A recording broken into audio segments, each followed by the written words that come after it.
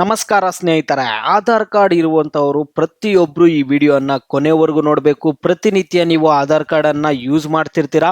Aadhaar card ಅನ್ನುವಂಥದ್ದು ಎಷ್ಟು important ಅಂತ ನಿಮ್ಮೆಲ್ಲರಿಗೂ ಗೊತ್ತಿದೆ. ಈಗ ಆಧಾರ್ ಕಾರ್ಡ್ ಕುರಿತು ಒಂದು ಹೊಸ ರೂಲ್ಸ್ ಬಂದಿದೆ. ಈ ಒಂದು ರೂಲ್ಸ್ ಬಗ್ಗೆ ನಾನು ಸಾಕಷ್ಟು ವಿಡಿಯೋಸ್ಗಳಲ್ಲಿ ತಿಳಿಸ್ಕೊಟ್ಟಿದ್ದೆ. ಅದ್ರ ಬಗ್ಗೆ ಯಾರು ಸಾಕಷ್ಟು ಜನ ತಲೆ ಕೆಡಿಸ್ಕೊಂಡಿರ್ಲಿಲ್ಲ ಆಧಾರ್ ಕಾರ್ಡ್ ಕುರಿತು. ಈಗ ಆಧಾರ್ ಕಾರ್ಡ್ ಕುರಿತು ಬಂದಿರುವಂತಹ ಅಪ್ಡೇಟ್ಗಳೇನು ಅನ್ನುವಂಥದ್ದನ್ನ ಈ ವಿಡಿಯೋದಲ್ಲಿ ತಿಳಿಸ್ಕೊಡ್ತಿದ್ದೀನಿ.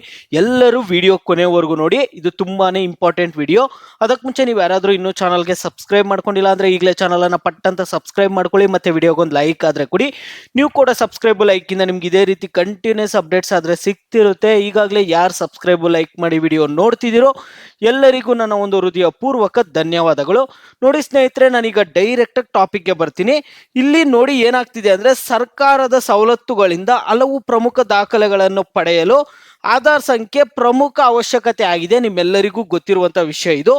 ಪ್ರಸ್ತುತ ದೇಶಾದ್ಯಂತ 140 ಕೋಟಿ ಆಧಾರ್ ಕಾರ್ಡ್ಗಳಾದ್ರೆ ಇದಾವೆ. ಇವರಲ್ಲಿ 100,50,00,000 ಜನರು ಮಾತ್ರ ಇಲ್ಲಿ ತಮ್ಮ ಆಧಾರ್ ಕಾರ್ಡ್ ಅನ್ನು ನವೀಕರಿಸಿದ್ದಾರೆ.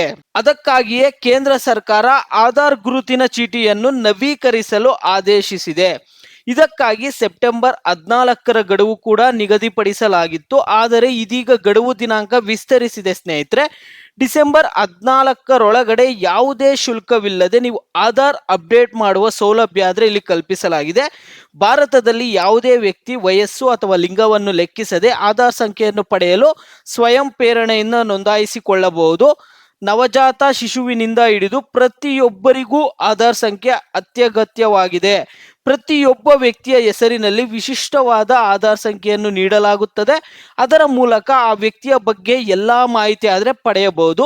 ಓಂ ಶ್ರೀ ಸಿಗಂದೂರು ಚೌಡೇಶ್ವರಿ ದೇವಿ ಜ್ಯೋತಿಷ್ಯ ಕೇಂದ್ರ ಪಂಡಿತ್ ಶ್ರೀ ಶ್ರೀಕಾಂತ್ ಆಚಾರ್ಯ ಅವರು ಇಲ್ಲಿ ನಿಮಗೆ ಪ್ರೀತಿಯಲ್ಲಿ ಕಿರಿಕಿರಿ, ಪ್ರೀತಿಯಲ್ಲಿ ನಂಬಿ ಮೋಸ, ಮದುವೆಯಲ್ಲಿ ವಿಳಂಬ, ಗಂಡ ಹೆಂಡತಿ ಸಮಸ್ಯೆ, ಸ್ತ್ರೀ ಪುರುಷ ವಶೀಕರಣ, ಇನ್ನು ಯಾವುದೇ ಸಮಸ್ಯೆಗಳಿದ್ದರೆ ಶಾಶ್ವತವಾದ ಅತಿ ಶೀಘ್ರ ಪರಿಹಾರ ಆದ್ರೆ ಸಿಗುತ್ತೆ ಸ್ನೇಹಿತರೆ.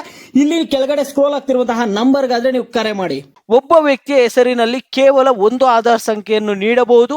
ಆಧಾರ್ ಕಾರ್ಡ್ ಭಾರತೀಯ ಪ್ರಜೆಯ ಹೆಸರು, ಜನ್ಮ ದಿನಾಂಕ, ಲಿಂಗ, ವಸತಿ ವಿಳಾಸ, ಮೊಬೈಲ್ ಸಂಖ್ಯೆ ಮತ್ತು ಇಮೇಲ್ ಐಡಿ ಅಂತಹ ಮಾಹಿತಿಯನ್ನು ಒಳಗೊಂಡಿದೆ ಸ್ನೇಹಿತರೆ. ನೋಡಿ, ಇಲ್ಲಿ ನೀವು ಪ್ರತಿ 10 ವರ್ಷಗಳಿಗೊಮ್ಮೆ ನಿಮ್ಮ ಒಂದು ಆಧಾರ್ ಸಂಖ್ಯೆಯನ್ನು ನವೀಕರಿಸುವುದು ಕಡ್ಡಾಯ ಎಂದು ಇಲ್ಲಿ ಕೇಂದ್ರ ಸರ್ಕಾರವು ಕಡ್ಡಾಯಗೊಳಿಸಿದೆ.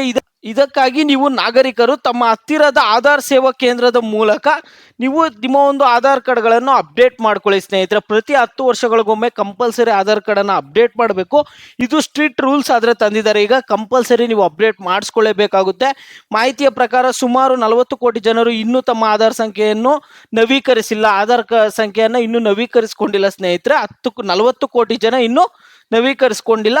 ಇದಾದ ಬಳಿಕ ಆಧಾರ್ ಸಂಖ್ಯೆ ನವೀಕರಣದ ಗಡುವನ್ನು ವಿಸ್ತರಿಸುವಂತೆ ಆಗ್ರಹ ಕೇಳಿ ಬಂದಿತ್ತು. ಈ ಬೇಡಿಕೆಗೆ ಮನ್ನಣೆ ನೀಡಿರುವ ಕೇಂದ್ರ ಸರ್ಕಾರ ಮುಂದಿನ ಡಿಸೆಂಬರ್ 14ರೊಳಗಡೆ ಯಾವುದೇ ಶುಲ್ಕವಿಲ್ಲದೆ ನೀವು ಆಧಾರ್ ಕಾರ್ಡ್ ಅನ್ನ ಅಪ್ಡೇಟ್ ಮಾಡುವ ಸೌಲಭ್ಯ ಆದ್ರೆ ಕೊಡ್ತಿದ್ದಾರೆ. ಈಗ ಸರ್ಕಾರದವರು ನಿಮಗೆ ಡಿಸೆಂಬರ್ 14ನೇ ತಾರೀಕು ಲಾಸ್ಟ್ ಡೇಟ್ ಆದ್ರೆ ಇದೆ ಸ್ನೇಹಿತರೆ. ನಿಮ್ಮೆಲ್ಲರಿಗೂ ಮತ್ತೆ ಹೇಳ್ತಿದ್ದೀನಿ, ಆಧಾರ್ ಕಾರ್ಡ್ ಅನ್ನು ಅಪ್ಡೇಟ್ ಮಾಡ್ಕೊಳ್ಳಿ. ಇದುವರೆಗೂ ಸರ್ಕಾರದ ಕಡೆಯಿಂದ ತುಂಬಾ ವಾರ್ನಿಂಗ್ಸ್ ಆದ್ರೆ ಬಂದಿದೆ. ನೀವು ಈಗ ನಿಮ್ಮ ಒಂದು ಆಧಾರ್ ಸೇವಾ ಕೇಂದ್ರಕ್ಕೆ ಹೋಗ್ಬಿಟ್ಟು, ಹತ್ತಿರದಲ್ಲಿರುವಂತಹ ಆಧಾರ್ ಸೇವಾ ಕೇಂದ್ರಕ್ಕೆ ಹೋಗ್ಬಿಟ್ಟು ಅಪ್ಡೇಟ್ ಮಾಡಿಸಿ. ಯಾರು ಅಪ್ಡೇಟ್ ಮಾಡಿಸ್ಬೇಕಂದ್ರೆ, ಕಳೆದ 10 ವರ್ಷದಿಂದ ಯಾರು ಅಪ್ಡೇಟ್ ಮಾಡಿಸಿಲ್ವೋ, ಕಳೆದ 10 ವರ್ಷದಿಂದ ನೀವೇನು ಚೇಂಜ್ ಮಾಡಿರಲ್ಲ ಆಧಾರ್ ಕಾರ್ಡಲ್ಲಿ, ಸುಮ್ಮನೆ ಆಧಾರ್ ಕಾರ್ಡ್ ಇಟ್ಕೊಂಡಿರ್ತೀರಾ.